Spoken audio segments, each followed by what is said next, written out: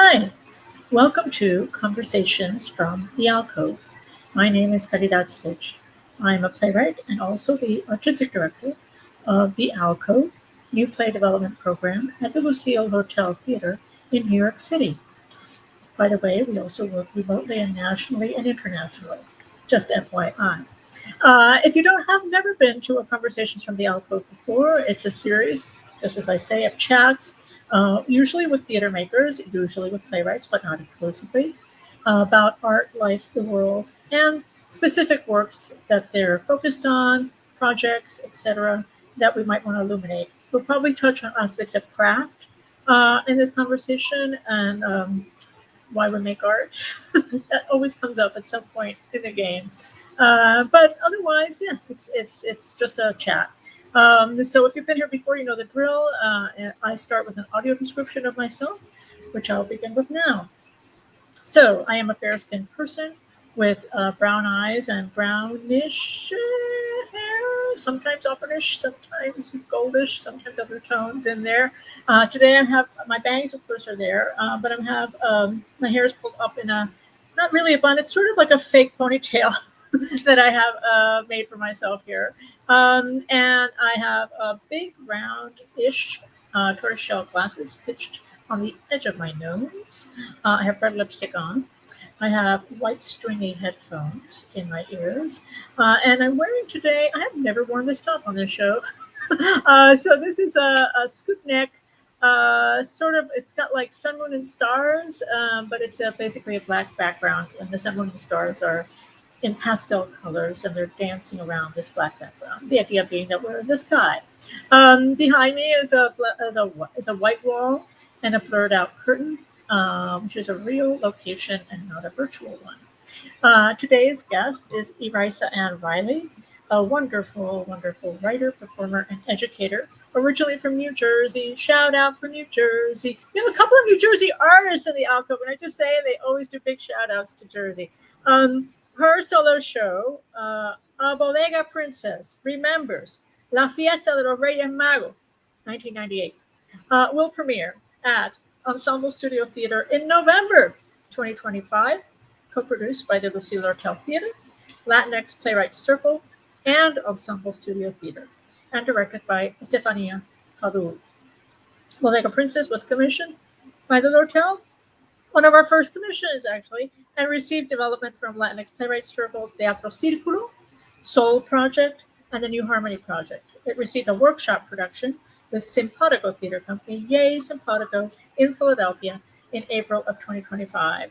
Of course, Bodega Princess is not the only play that Iraisa Ann Reilly has written. Although it may seem like that when we start talking, but that's not true.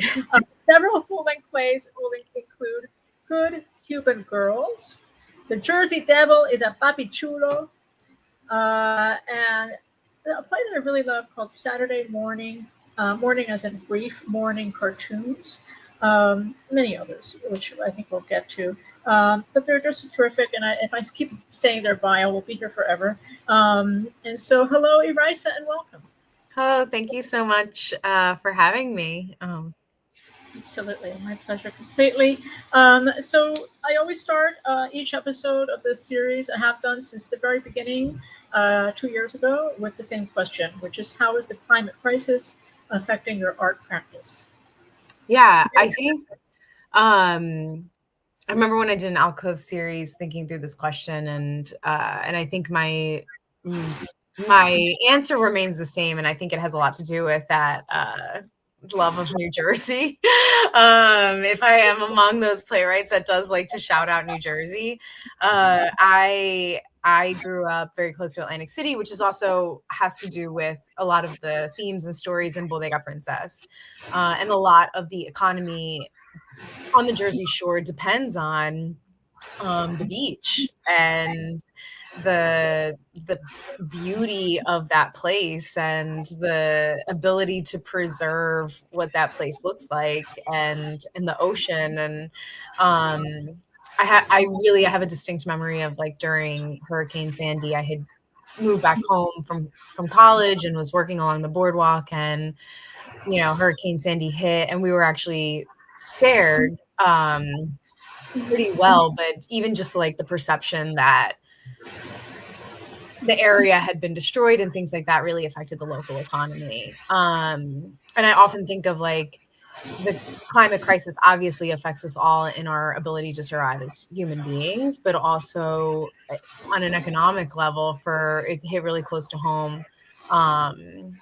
As more hurricanes happen, as more the climate becomes worse and worse. People say that these shore areas are not the best places to live, and I didn't grow up along the beach. I was like 20 miles in 15, 20 miles inland.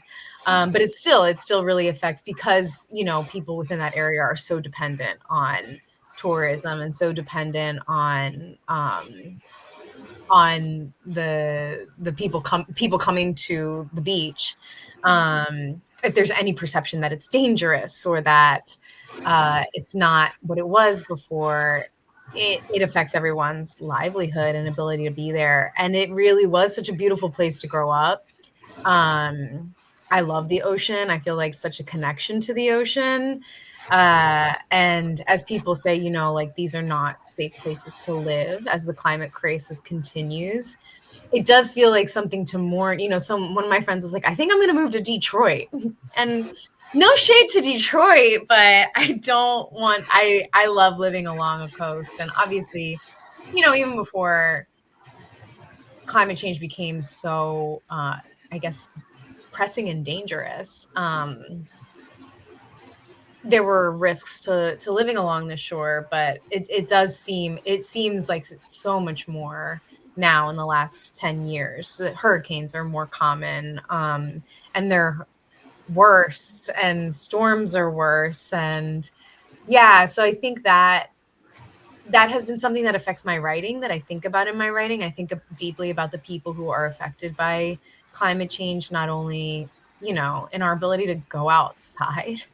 I think about it a lot living in New York City. There's that clock in, because I do split time between New York and New Jersey now. And there's that clock in Union Square that is like counting down when things will be, I think it's like irreparable, basically. There's no turning back from the damage that's been done. And there's something very ominous about it. And I do feel like this, I think climate change sometimes affects my work in this feeling of like an urgency to do something to stop for that clock to like slow down or to start going the other direction. And I think so many I also just like look at the stories that we're writing and talking about and thinking about, and so many stories do take place in metropolitan areas. And I often think of like, what about stories in like places of natural beauty, and how do we tell those stories in rural areas? I grew up in New Jersey. Believe it or not, there are rural areas in New Jersey, but yeah, I grew up in a rural area in New Jersey, and often I'm thinking about nature, and that affects my writing. This is also like a very, I don't know, like story I bring out at dinner parties sometimes, but I worked on a farm at one point in time as a tour guide. Yeah, as a tour guide. I think I worked in the actual field 2 or 3 days, or for about a week, so that I could give tours of this farm. And I did a lot of research on like sustainability and stuff, and they had beehives. And at the time we were talking a lot about colony. Actually, President Obama was president at the time and was passing a lot of legislation having to do with colony collapse disorder. And that was something that I started to like write about, just on my own on blogs, and for the company that I was working for doing these tours, because they had these beehives for the sake of like continuing to help the local ecosystems, and to like keep bees living, basically, because of the dangers of colony collapse disorder and the fact that like our food supply will be affected if we don't do something about climate change. So it's something I think about it just like, it's just always there, you know, as a human being, like realizing, even when I step outside, I'm like, God, it's hot. I don't remember things being this hot. And I love the heat, but you know, yeah, it's something that's always there, and you're like, how do I live with this, but also make it better? And I think that as writers, we're always investigating human questions and the human.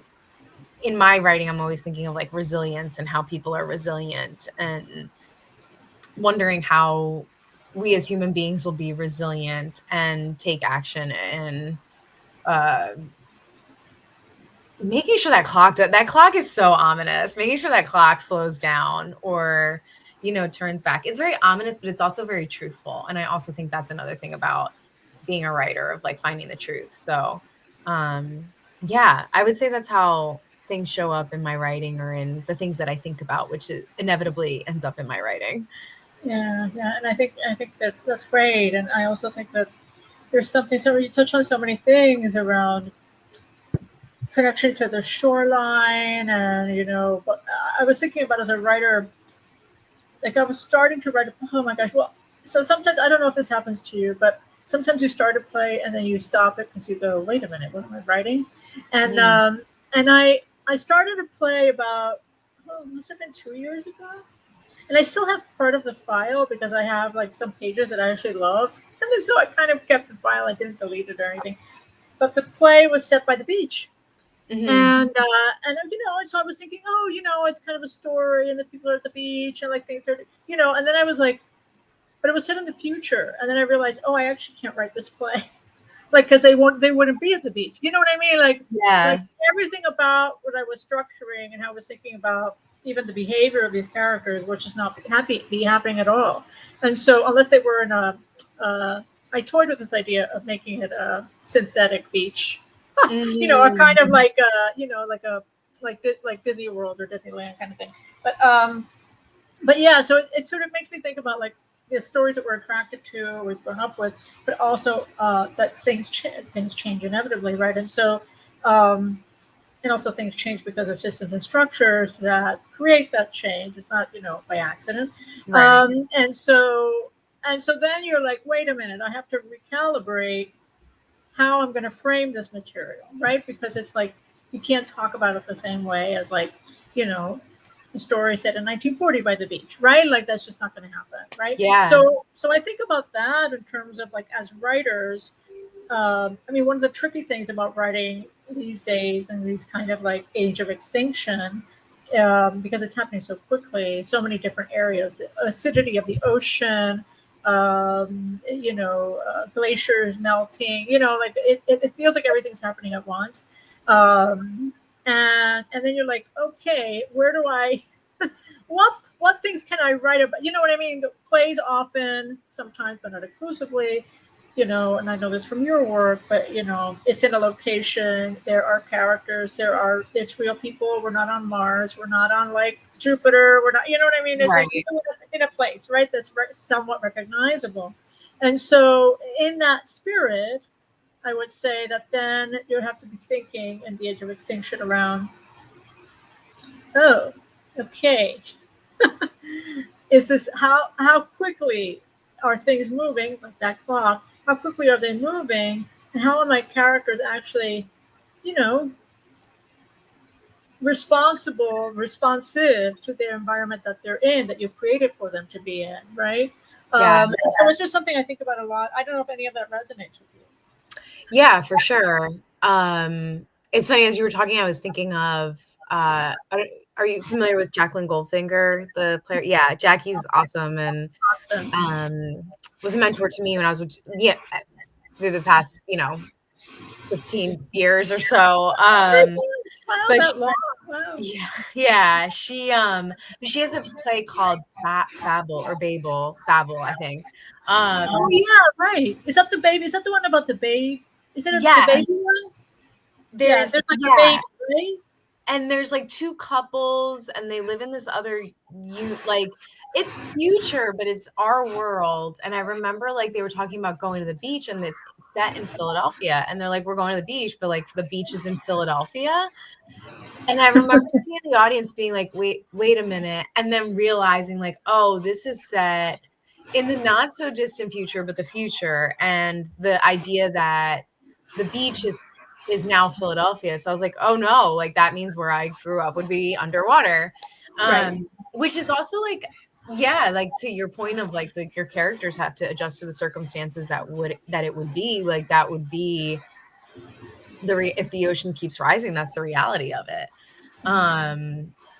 Yeah, and like again, like growing up near Atlantic City, I often think of like that's a barrier island, like that is just one big sandbar. It is. So what are the, just like people adjust to changes because of gentrification, because of all these other things. Like, how do characters adjust to changes due to climate change? I mean, even me as a human being, not as a character in a play, like I check the pollution levels before I like go outside if I'm going to exercise outside, or like, check the temperatures in a way that I never used to. That like, oh, it's too hot today it's 100 degrees out, which is, wasn't before. So, yeah, so I think of that, and how does a person move through the world differently in 2025 than they did even in 2015, Right. Yeah. I was one of my students in playwriting was writing a future set play, but sort of near future. And the characters, every time they left the door, would check the air quality.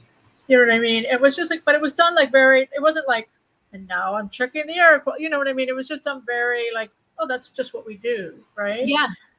And so I think about that too, of like, what are the routine things that characters do in plays that sort of show us like how they are adjusting, or how they're kind of managing somehow to have a life of some kind, when things are when the planet is burning and being exploited and ravaged, all of that. So Bodega Princess. I know an earlier title of this play. I won't go into it now, but but that's how we first started talking about it, and at the Alcove, and I guess so I'd love to sort of walk us through the journey of like, how did the idea first come to you, and I know the play has gone through a lot of restructuring and shaping along the way. So maybe about like the development process, and because you are performing it, I should say, people don't know, Iraisa performs this piece. It is a solo piece, and so how that's also affected your interactions with audiences, how that's worked out, what you've learned along the way. So the journey of Bodega Princess. Sure. Yeah. If I go all the way back, about 9 years ago, it was like 2016. I was primarily doing theater in Philadelphia, and was invited to do like a storytelling event around like holidays and culture. And it was a place called the Asian Arts, Philadelphia Asian Arts Alliance or something like that. And they like had paired with Latinx theater artists, and we're having this big event. So I had all these stories that I brought to like this rehearsal, and they were like, you need to like do one story. And the one that like resonated with me the most, that I like teased out and like really went through and did like a 15-minute, 12-minute piece, was the story of like the first time that I performed in front of people, which was in Spanish, and singing a song in Spanish at La Fiesta de los Reyes Magos that my community would hold every year in this cafeteria. And I just remember this, like, it was something that like I remembered so vividly, and it was such a like happy memory for me. And it took, this celebration takes place every January 6th in the Latinx community. And then like fast forward into the pandemic, I was in grad school, or at least lockdown of the pandemic, I was in grad school. And in 2020, I took a solo performance class. Cause then in those years, like I had done more like, storytelling events. And that was the first time I was like, I kind of like getting up and like telling a story. So I did some more storytelling things. And then in grad school, I took a solo show class. And it was online because we were in lockdown, and it was fall of 2020, and was with Anna DeVere Smith, who was such a wonderful professor, and really figured out how to help us work in this format, of like being in our own worlds. But we still formed an ensemble and a community. I actually saw somebody from that class last night, like we in person now, so we really did like form an ensemble and a community while we were learning about solo performance, which was awesome. And a lot of the things that I was quarantining in Egg Harbor, my hometown, and with my family and my grandfather, my aunt, my parents. And so many times I was like in my grandfather's house while I was in class. And one of the pieces I did had to do with my town, because the election of 2020 was happening at the time. And I was just observing what was happening in the town, but also being in this space and like hearing of people's experiences in other places. So it felt like a little bit like being in a million places at once, but also being in your own bubble. And I was thinking deeply about my hometown and thinking deeply about my town itself, and traditions. And every week I would bring in a new 5-minute piece. And I remember Anna saying, like, there's something about your grandfather's store that you really feel like compelled to talk about. One Sunday, and then because classes were on Sunday, and then another Sunday I did a magic show based off of like magic tricks that my brother used to do when we were little.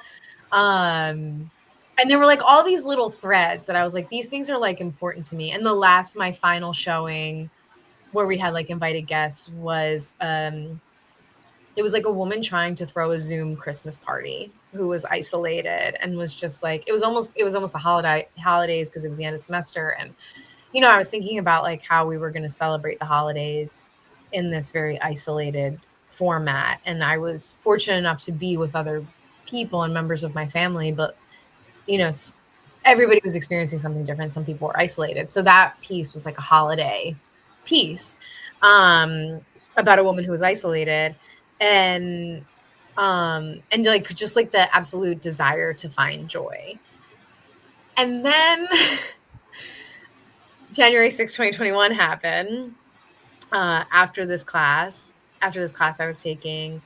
And, I watched the news from my grandfather's house and was really upset about a lot of things. But I remember being upset that it happened on that date, because that date was so joyful to me. And I always thought of it as La Fiesta de los Reyes Magos, and like, and was missing the ability to gather with other people on that day while watching other people gather for purposes that I do not agree with. I guess is the best political way of saying it.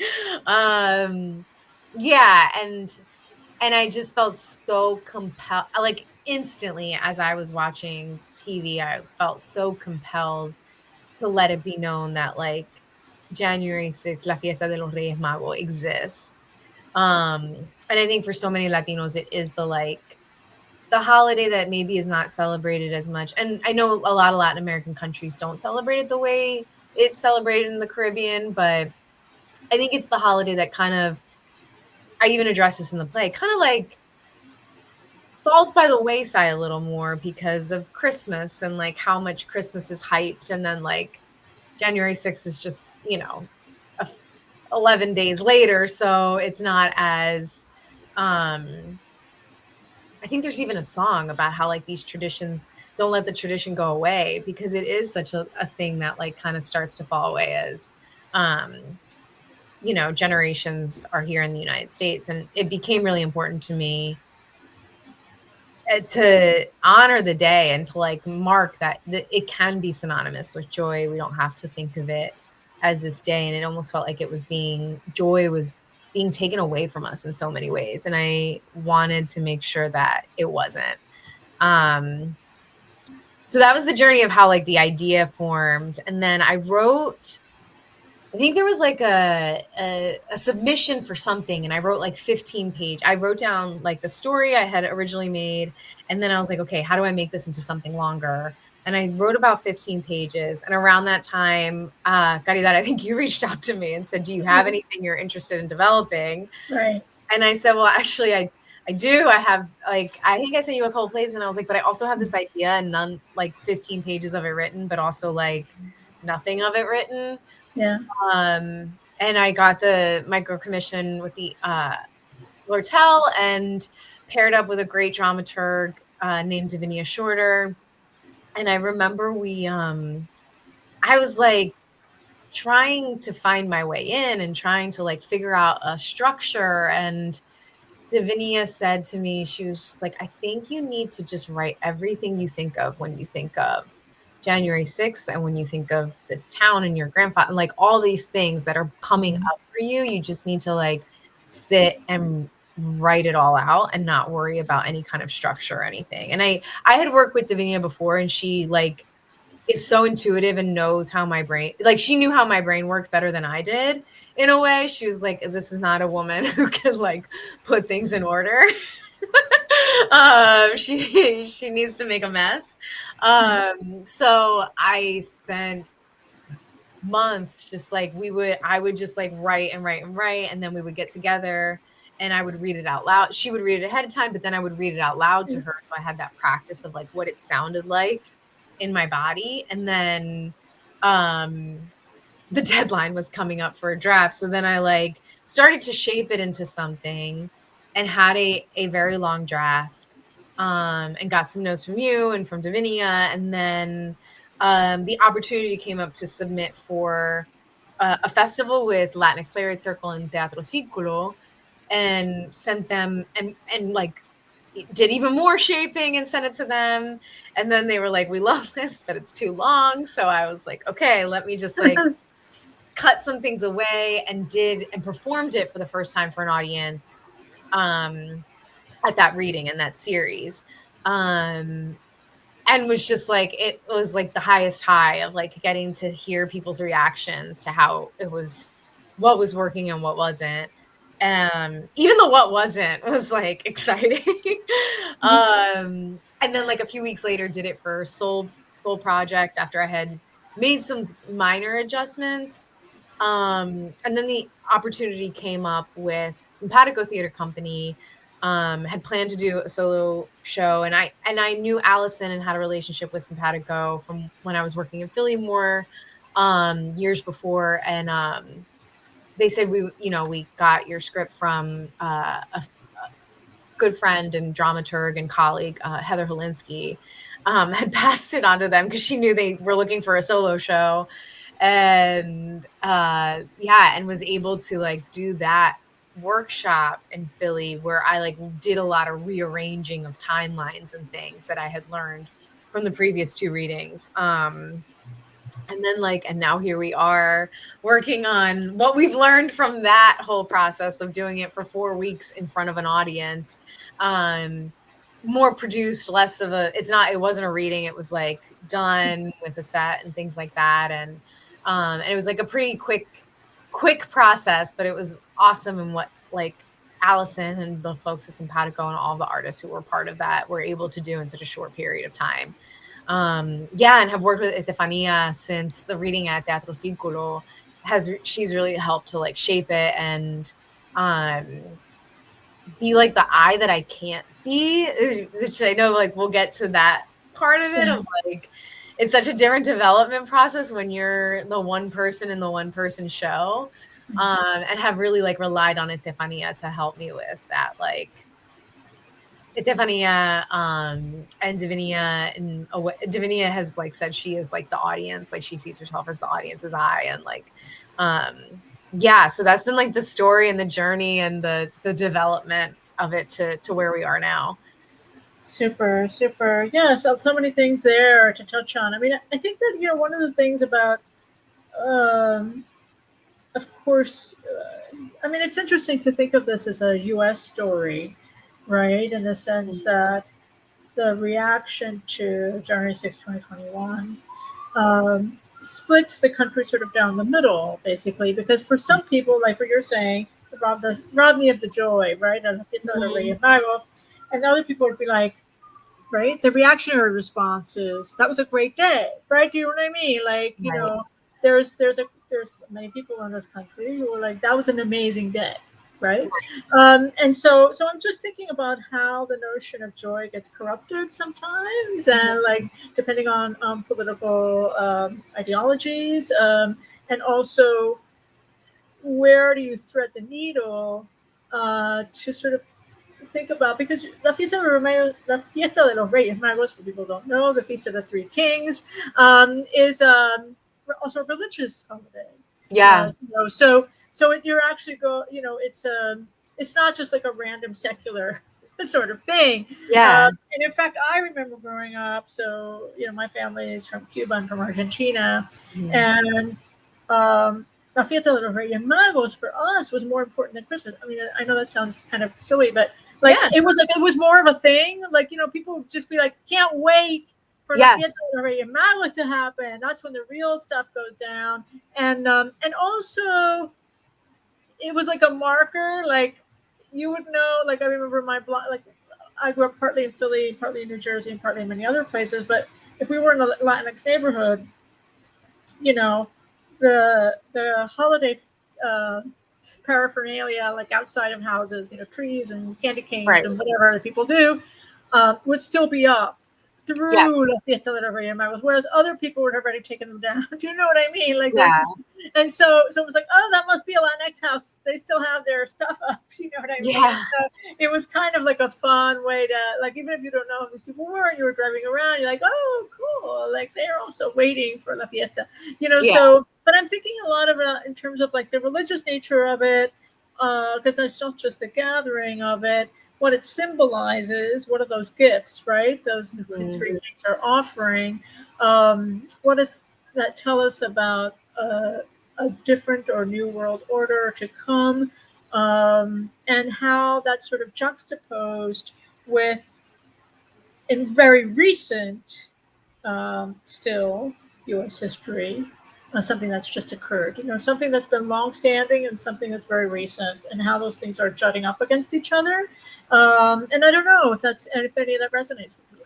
Yeah, and it's funny because so many times that we talk about the play, it's like we want to make sure it is like it is a religious celebration, but the play is very like, at least my goal is for it to be welcoming to people who are not religious, who know what it is, who don't know what it is. And it's a celebration. So I'm Catholic. I grew up Catholic and went to Catholic school, actually all the way through college.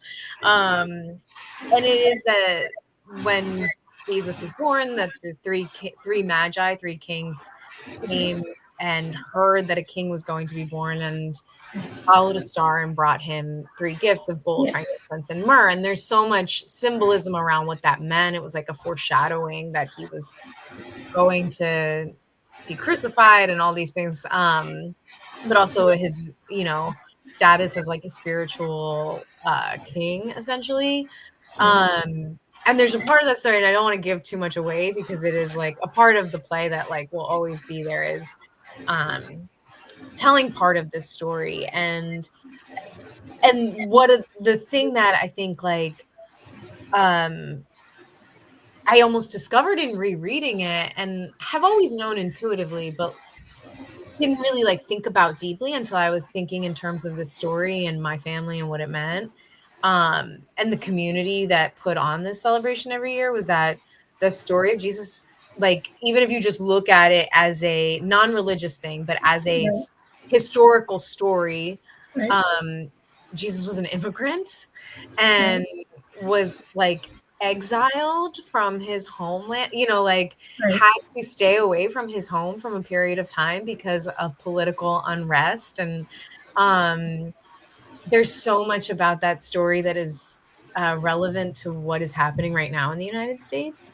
And to the story, and speaks to the story of immigrants and people who have been exiled from their homes, and or who are being deported today. Actually, there's a lot that has to do with it. There's parts of the story that have to do with like war and famine and all these things that are unfortunately still relevant today, or still happening and have happened for generations and generations. And like it's yeah, and I do think, yes, it is this like it was a religious celebration, but there are also, like, if you just look at this story from if you look at it from a historical standpoint, of what was happening in the world at that time, it speaks to what's happening in the world right now.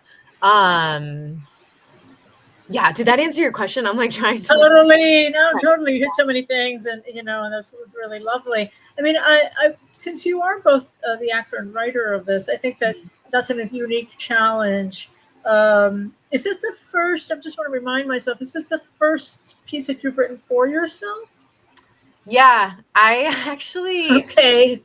It's funny because I started out when I got out of college, I was like, I had a play and I wanted to act, and I was like, okay, well, I'm not gonna tell. Somebody told me this, and I took the advice, which is not the advice I ever give my students. Actually, they were like, if you want to be a writer, don't tell people you act. If you want to be an actor, don't tell people you write.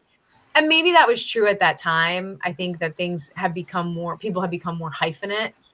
So I had the play, and like I would have like people that I talk to about my playwriting, and then I would like go audition and not put on my resume anywhere that I was like a writer. And then that play, it was about Operación Pedro Pan, and as things were happening in the world, actually, with like children being separated from families at the border, I was like, I feel like there's so much, this story needs to be told right now, and felt like this need to use that story as a form of some sort of activism in some way. So I like self-produced it, and that's when I started doing more writing and less auditioning. And I was like, oh, actually, I feel like telling stories that I find important was what I wanted to do, to focus on. And I was like, I'll still audition and things like that, but I would never write for myself. Like I just had this like rule that I was like, I'm not going to write for myself. And then I don't know why I changed my mind. I think with this story, I think I changed my mind in the development of this story, in telling this story. I was like, oh, especially for the first time, world premiere, first time out, this is such a personal story. It's so much about my family. I have to be the one to tell it. Like there's no way I would hire somebody else to do this version. Like maybe someday down the line, it would be great to see somebody else's interpretation of it. But especially as I'm developing it, I was like, oh, I have to be the one to tell it as things change. And I remember characters and remember how my family was and things like that. And that this was the first time I like wrote something specifically for me to act in. And I also, like, in complete honesty, as things were changing in the world, when it was like, we're not auditioning in rooms anymore, we're doing like these self-tapes. Yeah. And I hadn't quite mastered the self-tape world. And I was like, I would rather create something that I'm going to love working on for hours and hours and hours, rather than like trying to figure out how to set up my camera for hours and hours and hours. Which is not to say I have done some self-tapes and things like that. But when you think of like where you want to spend your energy and the stories you want to tell, that's why I was like, yeah, I really want to do this. And then a few weeks ago, I had a reading and an actor was late, and I stepped in for this reading and rehearsal. And I had so much fun reading this role that I was like, I don't know, maybe, you know, things change. Maybe I'll change the rules on myself and say like, I will act in something I've written. But I think it always depends on the role and it depends on the story. And I always have like the highest respect for like I know that there are people who can bring characters to life that I've written better than I could. So, and I love collaborating with other people. But for this story, it did feel really important for me to be the one to do it the first time, at least. Sure, that makes total sense. You know, one of the hard things about writing for yourself, you know, is that, I mean, you spoke this earlier, you know, you're not watching yourself do it, you know, unless you're in front of a mirror or something, or videoing yourself and playing it back. But there's also the thing of being, so I think about like when you're just the writer, let's say, and you're not performing it, um, how can I put this? Sometimes you're really tough on the work because you're like, well, I'm the writer. I'm not, you know, I know I'm going to make it, but also you make it a real challenge for the actors. And so I think sometimes there's this interesting thing that happens occasionally when people write for themselves where it's like you're playing to your strengths, but there's also your weaknesses as a performer that you have to listen out for as a writer. And so, and that may or may not always be like something that you're clocking. So I wonder how your collaborators are helping you in terms of being, not only being that outside eye, but also keeping you tough with the material. Yeah, I actually, at one point I forgot this part of the development story, actually. At one point, as I was writing the play, I took an acting class to work on this play. It was a solo performance class with Nalaja's son.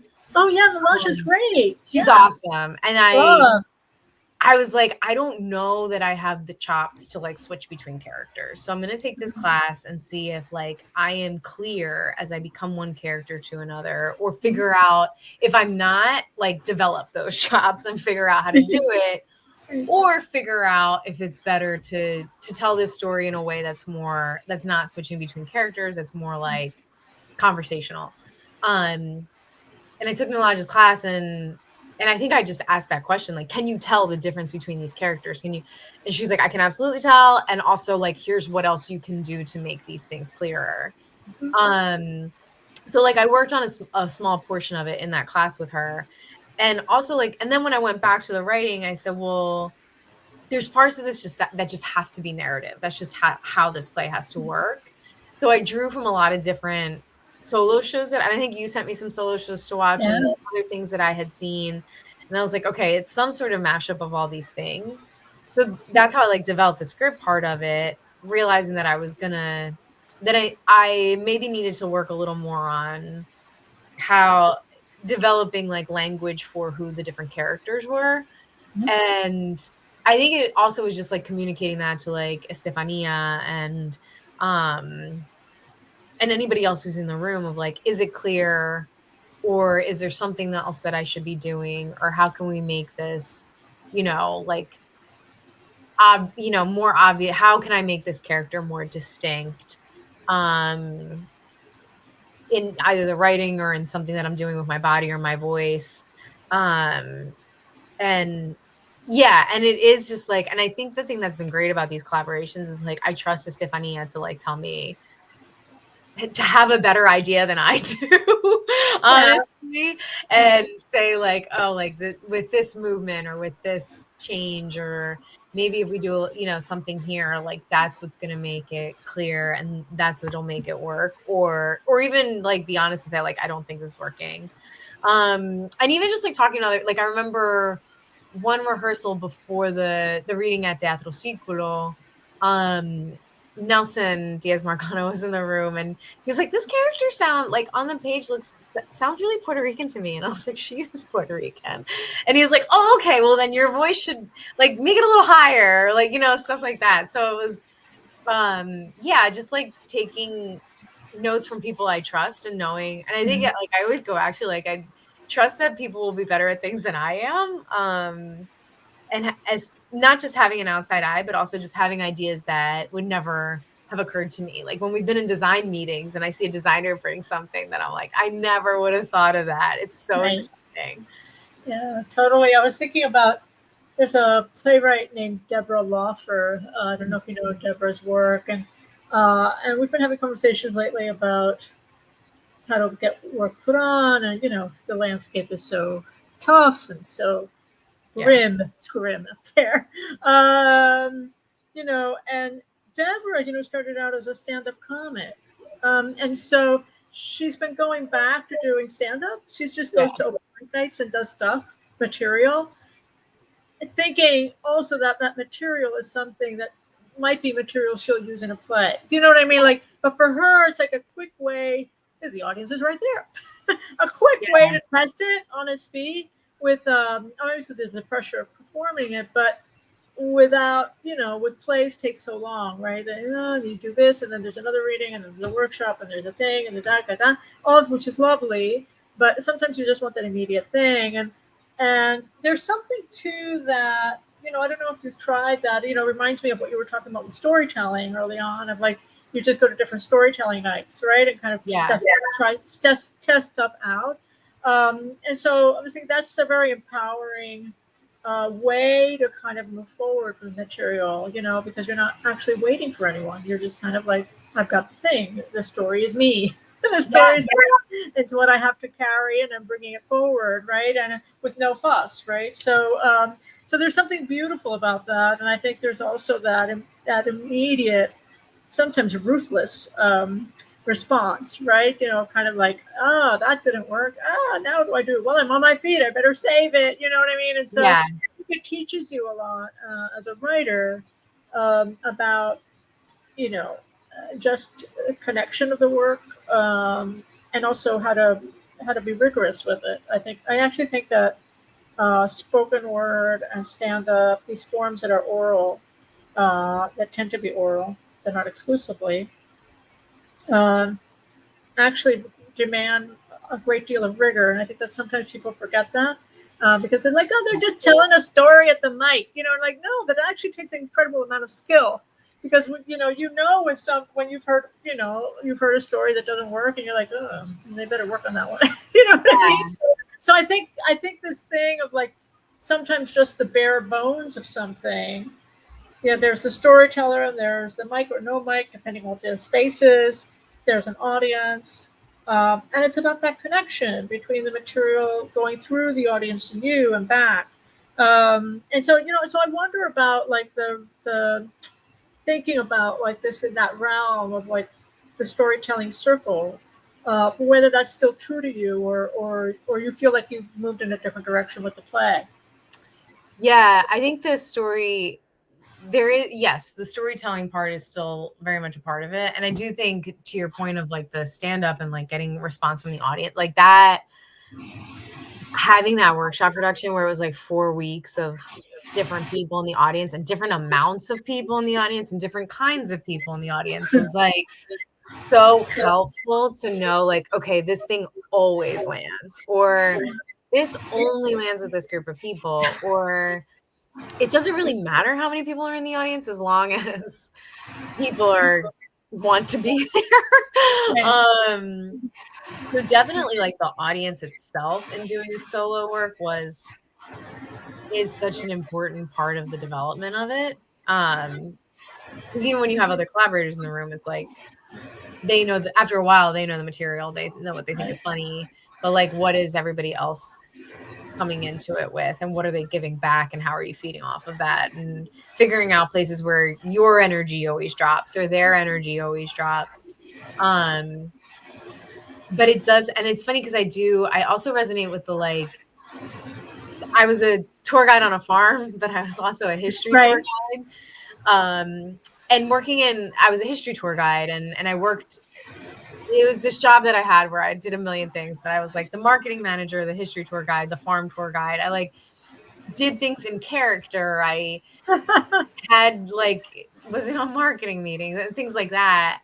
And like, I learned from being a tour guide, and from actually being in hospitality, if you work behind a front desk, you have to act like it is the first time you are saying this thing you say every single day. Like, and that was one of the first things they taught. Like, in a way, training to be a tour guide was great training to be a solo performer, because they said, like, these people come here once a year and they've never heard like this. They've been in the car a long time. They're tired.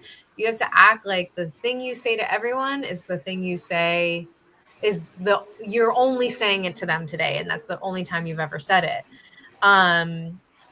Which helps with like solo performance. It's like, it is part of, it's also like relationship, right? Like it's also figuring out like, yeah, if this audience isn't feeling it tonight, how do I adjust my attitude or how do I take care of them in a way of like, okay, I'm not going to come at you with like, who wants to get on stage? More, it's like, yeah, it's more, it's more like taking, like, I remember the first reading I did, I have a part of the play where it is interactive, and I have a part of the play at the beginning where I'm like, if you don't want to participate, you don't have to. And I mean that. And I remember like the first person I made when I was getting ready to pick a volunteer, the first woman I made eye contact with looked at me as if she was going to like get up and leave if I picked her. Like her eyes just got wide and she did everything but shake her head. And I was like, it's okay. Like, I will not pick you. It's okay. So yeah, a lot of it is like creating a relationship with the audience and this story circle. And I do think like even when I worked in even when I wasn't being a tour guide, when I worked in an office, I would do the thing of like, there's like this, I think I have a joke that would work in a play. Let me like say it out loud and see, because we had all these desks together. So I would just like say a thing and see how people like reacted to it, because I didn't have a stand-up space to go to, and like the reaction to it, I was like, oh, okay, that worked. So I do think like part of it is like you are inherently a storyteller and will find a way to tell a story with anytime you have an audience, and learn how to create a relationship with an audience that feels genuine, and that is genuine. Like it is very much, of just like figuring out how to have a conversation. I think that's so much of like what we do as writers and performers. It's just like, how do we have a conversation with people where we are both, it's not a one-sided conversation, it's also listening. So yeah, absolutely. And I'm just thinking about audiences and how variable they are. And there's a lot of discussion now. I mean, this is probably for another day, but around how certain technologies that are emerging are affecting how audiences even understand what being an audience is. And so I think I think as storytellers we're in a very both a scary but also exciting place on multiple levels in terms of a lot of things are happening in terms of the world of storytelling that are shifting. There's also what never goes away, which is, as old as the hills, right? It's like somebody gets up and says a story and you're going to listen or not, and like all that stuff, but I do think that this thing of who is listening, how they're listening is affected by so many other factors in the world and how they're being conditioned to listen or not listen. And so I think it's it feels like a unique time in that regard. In terms of how stories are received, I would say, but also responded to by an audience, and how audiences think they're expected to behave, or what that means, the word behavior, all that stuff. But it's super cool. It's super cool. What kind of sneak peeks can you give us about future stuff that you're dabbling on, working on? Well, depending on when this is going to air, but in September, I've been, for the past year, I've been part of Soho Rep's Writer Director Lab, working with a director named Giancarlo Union. And we've been writing this, we finally came up with a title. It's called Full Count con la Base Llena. And it's about a Dominican League baseball game. It's like it's the 13th inning, and we see the same 3 outs from 3 different perspectives. So from like the dugout, the stands, and the press box. And it's a very big, ambitious play. It turned into when we started working on it, started writing it, we like didn't know. We knew like the frame of it, but we didn't know where it was going. And over the past year, it's almost entirely in Spanish. Um, yeah, it's also it's like interactive. Like we want the audience to feel like they're at a baseball game.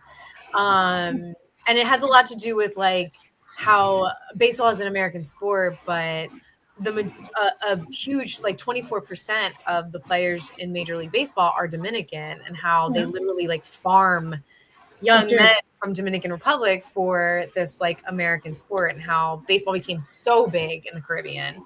And in a way, like Caribbean players are like the most elite of the players. And you know, we were thinking deeply about like what does baseball have to say about colonialism and vice versa, and resources and things like that. So that's coming up September 16th and 17th. We have a reading of it with the Soho Writer Director Lab. It's like our final showing of the work we've been doing over the past year. So I have that coming up, and then Bodega Princess, and then, you know, continuing to put plays out there, work on new plays, and yeah, and that's what I have immediately. Yeah, this baseball play. Did I understand that you're co-writing it? Is that what I heard? So we started out, like, it's funny because we started out, he was directing and I was writing, and then we started to like have sessions together, and he was like, I think I'm gonna write some scenes. So he started to write some scenes. So yeah, and the thing that's funny is like you can tell who wrote what scenes because all of my scenes are in very Cuban Spanish and his scenes are in Dominican. And it's, you know, like obviously they're both in like Spanish to Spanish, but like the colloquialisms and things like that. You know, and he's been telling me like, he's like, replace this word with this word, or like, I think, what are you trying to, you know, like, what does that mean? And I'm like, oh, it's like, it's this. So, and it's funny because I have also been learning the like, specifically Dominican, you know, colloquialisms and things like that. So, so yeah, it didn't start out as like a co-writing thing, but yeah, so we have been writing some scenes together. So it's become a co-writing thing. Yeah. Speaking of baseball, no, I have no skin in the game for this, but have you seen the movie Ephus by any chance? Ephus? No, but I heard about it, and I really. My gosh, it's so. I don't know. I feel like I should be. I don't know.